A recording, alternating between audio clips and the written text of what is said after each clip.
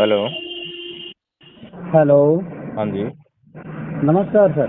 नमस्कार जी। अच्छा सर, मैं आपसे मिल करके या अपनी बात मैं जनता तक पहुंचाना चाहता हूं। ये जो कल बौद्ध धर्म की जो दीक्षा ली गई है, हम्म। तो कल आपने इसको कवर किया, तो सर मेरे अंदर भी कुछ अपने भारतवासियों के प्रति कुछ बातें हैं जो मैं आप लोगों से साझा करना चाहता हूं। अगर आप लोग कवर करें मुझे तो बड़ी मेहरबानी। कैसे करें बताओ। अगर आप आ जाते हैं, मैं मिस्त्री आदमी हूँ। हम्म। मैं गाड़ियों के टायरों का मिस्त्री हूँ। अच्छा। सिंह साहब नाम है मेरा। हाँ। और मैं दिल्ली कंझाला में मेरी दुकान है। अच्छा। अगर इधर आते हैं तो बड़ी मेहरबानी है आपकी। क्या विचार है बताइए, क्या बताएंगे आप। अपने भारत वासियों को एकजुट कैसे किया जा सकता है। और बताइए। फिर एकजुट करने का मतलब ये है, जैसे कि हम लोग अभी जाति और धर्म में बटे हुए हैं। हम्म। हमें इन्हें एक करना है। हम्म। और सबसे बड़ी जाति जो है भारतवासी है। ठीक है। और जो भारतवासी से सबसे बड़ी, जाती है। हाँ हाँ, सुनिए पहले मेरी जी। विचारधारा के अनुसार। जी जी। ठीक है। और मैं जिस धर्म को मानता हूँ वो सबसे बड़ा धर्म है इंसानियत। जी। ठीक है। और सबसे बड़ी जाति भारतवासी, ये जी। मेरी मेरी मानना है। जी। ठीक है। तो अगर हम मान के चलिए पंडित के घर में पैदा हो जाते हैं तो पंडित कहलाते हैं, भंगी के घर में पैदा हो जाते हैं तो भंगी कहलाते हैं। हम्म। तो हम भारत में पैदा हुए तो भारतवासी क्यों नहीं कहलाते हैं? और कहते हुए शर्माते क्यों हैं? लोग हम्म। कहते हैं कि मुसलमान मानते हैं हम अपने आप को, लेकिन अपने नाम के साथ इसे जोड़ते क्यों नहीं है? हम्म। समझ रहे हैं? तो सबसे बड़ी जाति भारतवासी, हम्म। जो कि हम एक हो गए। आप मेरी हम्म। जाति के हैं और मेरे धर्म के हैं। अगर हम्म। आप जाति कहते हैं कि अगर आप आपके अंदर इंसानियत है हम्म। और आप अपने आप को भारतवासी मानते हैं तो आप मेरी जाति और धर्म के हो गए। और जी। इससे कोई बड़ी जाति नहीं है, उससे बड़ा कोई धर्म नहीं है। हम्म। अगर इससे बड़ी कोई जाति है तो बता दें, और इससे बड़ा कोई धर्म है तो बता दें। जी। इंसानियत से बड़ी कोई धर्म है? जी है। कौन सा है? बौद्ध धर्म। इंसानियत से बड़ा है वो। हाँ। इंसान ने ही तो बनाया है कि जानवरों ने से बनाया है? गौतम बुद्ध वो पहले इंसानी रूप में पैदा हुए ना। उन्होंने फिर आप इंसानियत की आप नींव रखी। आप मुझे एक बात बताओ, क्या नाम है आपका। हाँ जी, तेजी सिंह साहब। तेजी सिंह। हाँ। तो तेजी सिंह साहब, मुझे आप एक बात बताओ। हाँ जी। जो इंसान जब पैदा होता है हाँ। तो उसका पहला धर्म हो गया इंसान। हाँ, इंसान। ठीक है। तो इंसान के जीवन में दुख और सुख दोनों होते हैं, नहीं होते। हाँ, होते हैं। ज्यादा क्या होता है, दुख होता है या सुख होता है। इंसान के सोचने के अनुसार दोनों चीज होते हैं। देखो, बुद्ध ने ये कहा है हाँ। कि जाति पी दुखा, जरा पी दुखा, व्याधि पी दुखा, मरणाम पी दुखा। यानी हाँ। कि इस संसार में जन्म लेना दुख है, हाँ। रोग दुख है, बुढ़ापा हम्म। दुख है, मृत्यु दुख है। हम्म। कुल मिलाकर जो है इस ये जो जीवन है इसमें दुख ही दुख है। हाँ। ये जीवन जो है दुखों से भरा है। ठीक है। और इसी की खोज करते हुए बुद्ध ने जो है यह पता लगाया कि हम्म। दुख जो है क्या है और दुख का अंत कैसे किया जा सकता है। तो उन्होंने चार आर्य सत्य बताए लोगों को कि भैया हम्म। चार आर्य सत्य हैं। पहला है दुख है, दूसरा है दुख का कारण है, तीसरा है दुख के कारण का एक निवारण दुख है। है दुख के कारण का निवारण है। उसे निवारण है, हाँ, और दूसरी चौथा है उसका एक मार्ग है। मार्ग है, हाँ, रास्ता है। ठीक है, चार बातें बताई बुद्ध ने जो है, हम्म। जिन पर चलकर जो है आदमी कुछ खोज कर सकता है कि अपने दुख को दूर कैसे किया जा सके। फिर बुद्ध ही हाँ। ने रुके, बुद्ध ने जो है निवारण के तहत यानी चौथा जो नियम है उसके तहत आर्य अष्टांगिक मार्ग का भी सिद्धांत दिया लोगों को, हाँ। जिस पर चलकर जो है लोग अपने दुखों को दूर कर सकते हैं। हाँ।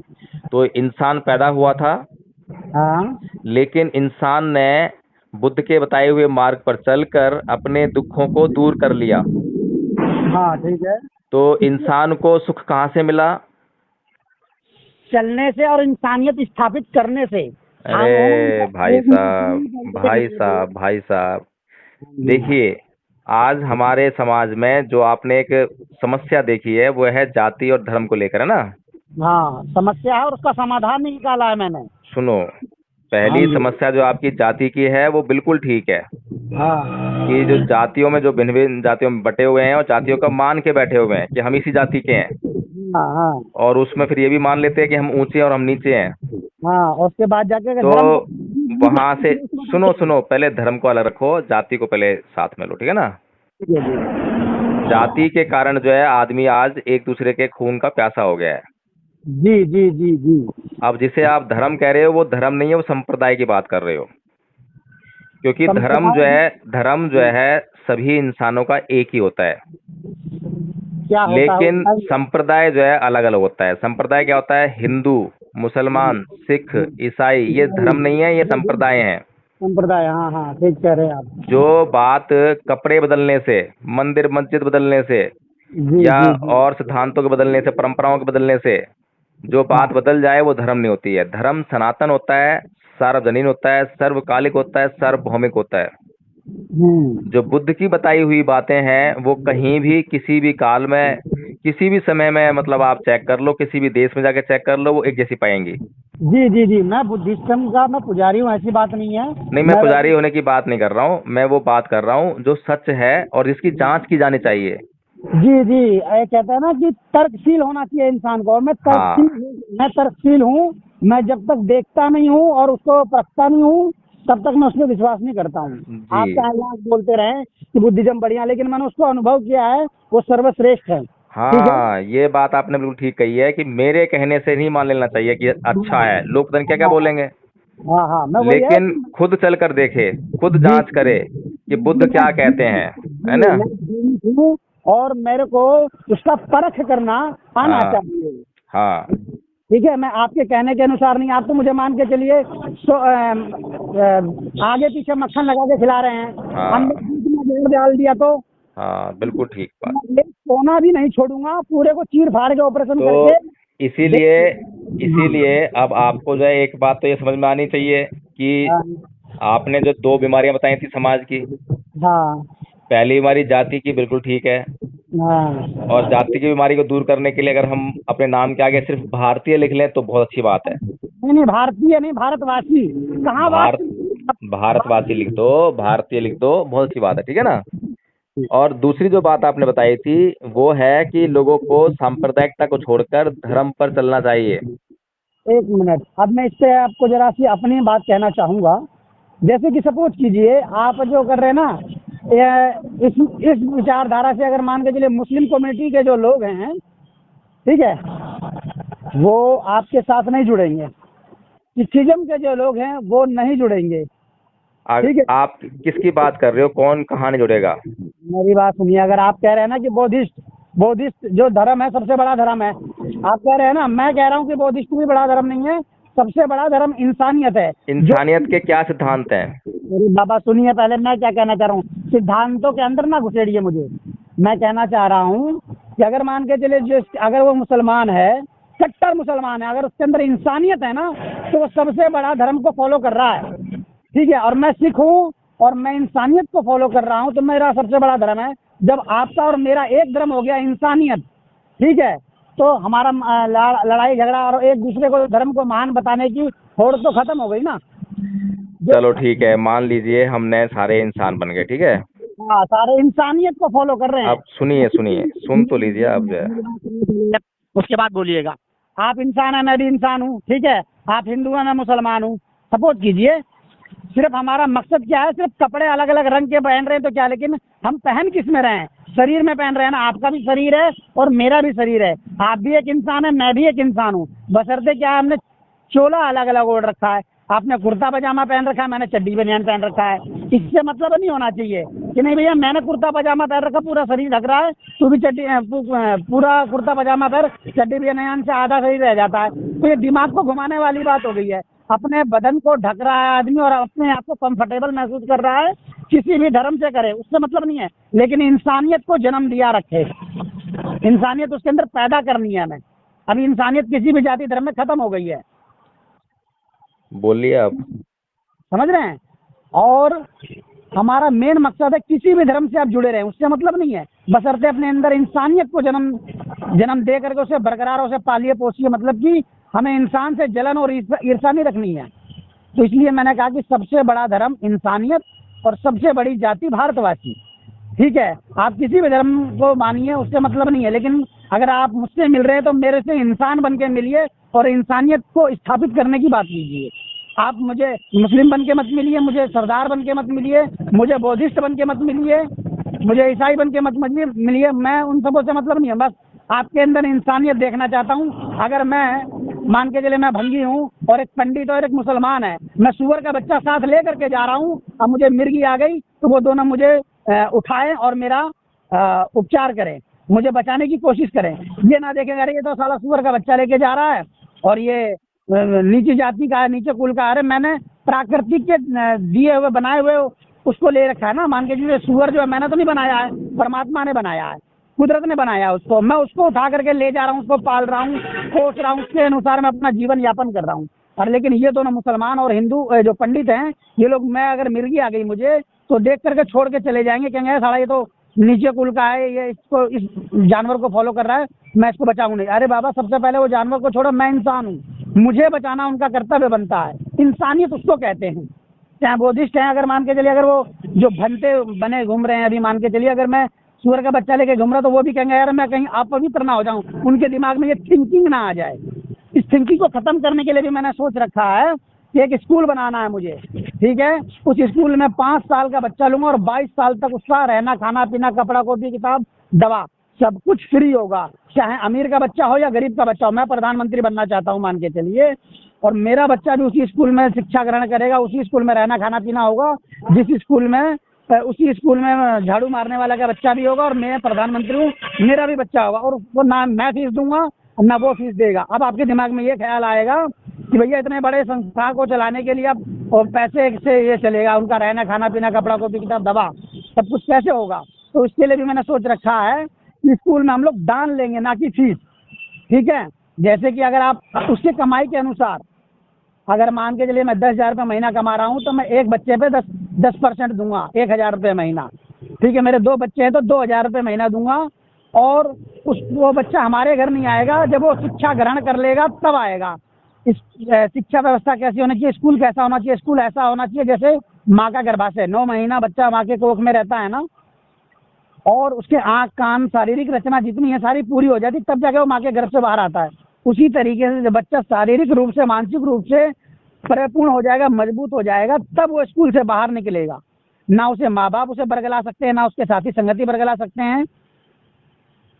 स्कूल के अंदर ऐसे टीचर रखे जाएंगे जो कि कैमरे के अंदर निगरानी रखते हुए, बाबा साहब ने 1949 की परिस्थितियां देखते हुए हमें वोट देने का अधिकार दिया था, और मैं सन 2022 और 24 की परिस्थितियां देखते हुए वोट वापस लेने का अधिकार दे रहा हूँ। ठीक है, वोट कैसे देना है और कैसे लेना है ये भी सोच रखा है मैंने। ना मैं ईवीएम से वोट लूंगा, ना मैं बैलेट पेपर से वोट लूंगा। वोट लेने का तरीका दूसरा है, ये मैं बताऊंगा जब आप लोग आएंगे मुझे कवर करने तब। ठीक है, और उसके अंदर मान के चलिए कोई 10 करोड़ रुपए महीना कमा रहा है या 1 करोड़ रुपए महीना कमा रहा है, वो अपनी इच्छा के अनुसार स्कूल में दान देगा, अपनी कमाई का 10% एक बच्चे पे। ठीक है जी, और मैं 10,000 रुपये कमा रहा हूं, लेकिन शिक्षा एक जैसी मिलेगी। भारत की शिक्षा नीति एक करनी है, अभी शिक्षा नीति एक नहीं है, अमीरों के लिए अलग है, गरीबों के लिए अलग है, फला फला के लिए अलग है, लेकिन भारत की शिक्षा नीति एक नहीं है। मुझे भारत की शिक्षा नीति एक करनी है। हेलो, हाँ जी, बोलिए आप। हाँ सर बोलिए। और कुछ बोलना है? हाँ जी, बोलना है आपके अनुसार। अभी तो बहुत सी बातें हैं, मैं 4 साल से इस पे पढ़ाई कर रहा हूँ, डेली मंथन कर रहा हूँ और लिख रखा है मैंने। और नहीं तो मैं तो जब बोल सकता हूँ जब आप सुनेंगे। बिल्कुल, अब मैं सुनूंगा, जैसे आपने सुना वैसे मैं अब आपकी सुनूंगा। हाँ, आपके विचार वास्तव में बहुत आदर्श विचार हैं, इसमें कोई संदेह नहीं है। जी सर, धन्यवाद। ठीक है, और आपसे पहले भी जो है लोगों ने, बड़े बड़े दार्शनिकों ने ऐसे विचार रखे हैं समाज के सामने कि ऐसा करना चाहिए। करना चाहिए, लेकिन किसी एक को तो अलग जगानी पड़ेगी ना सर। सुनिए अब वापस। हम्म, लेकिन उनको इम्प्लीमेंट करने के लिए जिस मानसिकता की जरूरत होती है वो मानसिकता पैदा नहीं हो पाती। जी सर, एग्जैक्ट राइट बोले आप।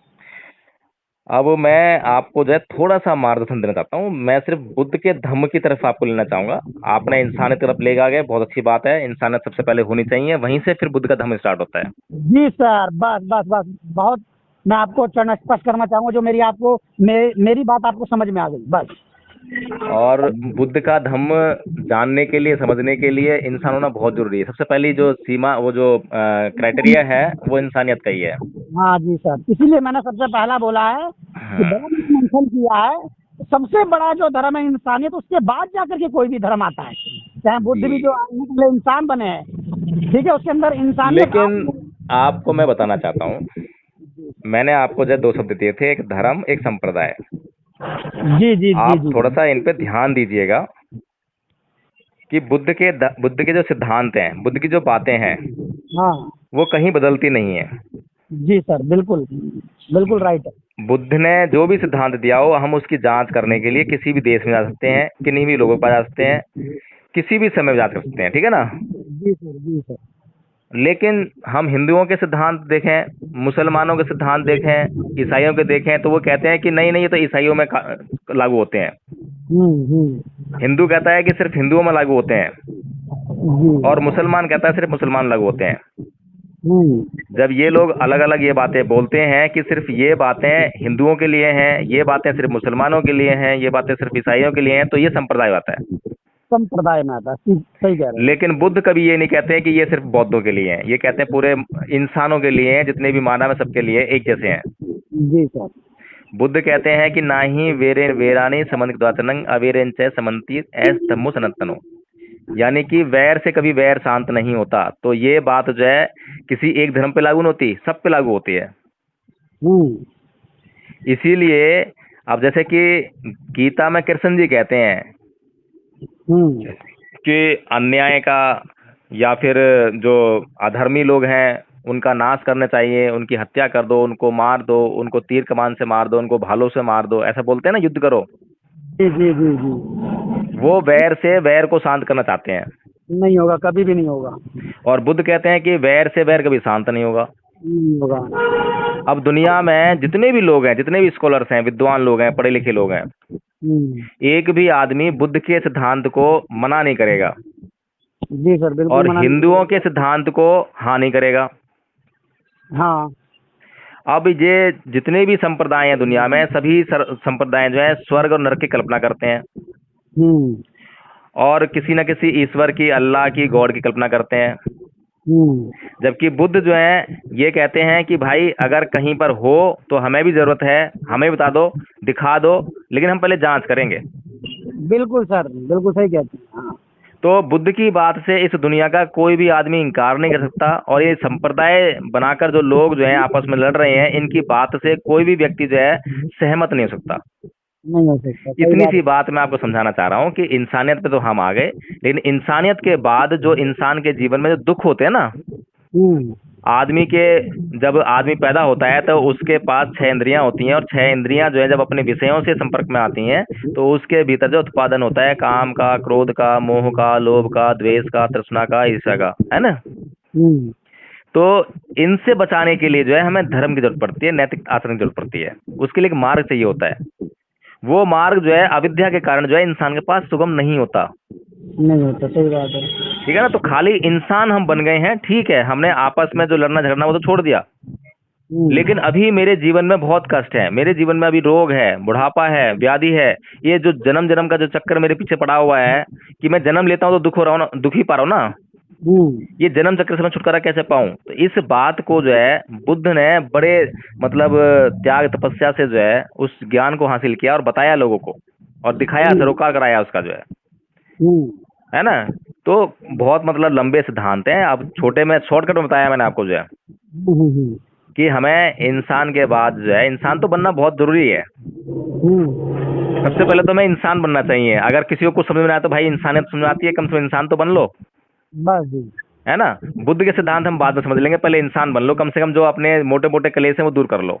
बस मैं वही चाहता हूँ। और जो धीरे धीरे कहते हैं ना, अगर गाड़ी अगर एक बार पटरी पे चढ़ गई तो फिर वो सफर नहीं लगाएगी। मेन कारण की गाड़ी को पटरी पे चढ़ाना। चलो ठीक है, फिर आपसे मिलकर अच्छा लगा, बात करके जो है आपका मैंने ये ऑडियो रिकॉर्ड कर लिया, मैं इसी को वीडियो बना के डाल दूंगा। आपकी जो कवरेज एक तरह से हो ही गई है, ठीक है ना। अच्छा सर। हाँ, और बाकी कहीं पर और प्रोग्राम में मिलोगे तो मुझसे संपर्क कर लेना, तो आपका जो है लाइव वीडियो भी ले लेंगे, ठीक है ना। तो सर कहाँ मिलेंगे, कैसे मिलेंगे, ये बता दीजिए मुझे। कभी भी कोई भी कार्यक्रम हो, जैसे कि ये अभी हुआ था कार्यक्रम आपका जो है, ठीक है ना, कल अगर अरे कल आप वहाँ बोलते तो कल आपका इंटरव्यू ले लेते हम। अरे मालिक साहब, मैं बता तो रहा हूँ कहाँ हो रहा है। जैसे अगर ऐसा अभी कभी भी हो ना, तो मुझे एक बार फोन करके बता दिया करें तो बड़ी देखिए, मेहरबानी। जो भी महापुरुषों की जो है जयंतियां हैं या उनके जो परिनिर्वाण दिवस होते हैं, वहाँ हाँ, पर तो प्रोग्राम होते ही होते हैं। अभी 9 अक्टूबर को जो है आपका यहाँ पर रकाबगंज में कार्यक्रम होगा। रकाबगंज गुरुद्वारे के पास। हाँ, वहाँ तो पर सर, जो बीएसपी का कार्यालय है, हाँ केंद्रीय कार्यालय, वहाँ पे कार्यक्रम होता है। उसके अलावा जो है दलित प्रेरणा स्थल है नोएडा में, वहाँ भी जाएंगे लोग जो है। हाँ, तो सर अगर आप ये रकाबगंज के पास आते हैं, ठीक है, तो मुझे जरा फोन कर दीजिएगा, मैं पहुंच मैं फ़ोन नहीं कर जाऊंगा। पाऊंगा। मैंने आपसे बात कर ली इतनी लंबे समय तक, तो ये बहुत बड़ी बात हुई, मेरे पास टाइम नहीं होता। जी सर। हाँ, तो आपने ध्यान रखना है, जब भी आपको हम दिखाई दें आप आ जाना, बता दें, रेफरेंस दे देना, आपका इंटरव्यू ले लेंगे, ठीक है ना। धन्यवाद। ठीक, ओके, जय भीम, नमो बुद्धाय। जय भीम, नमो बुद्धाय।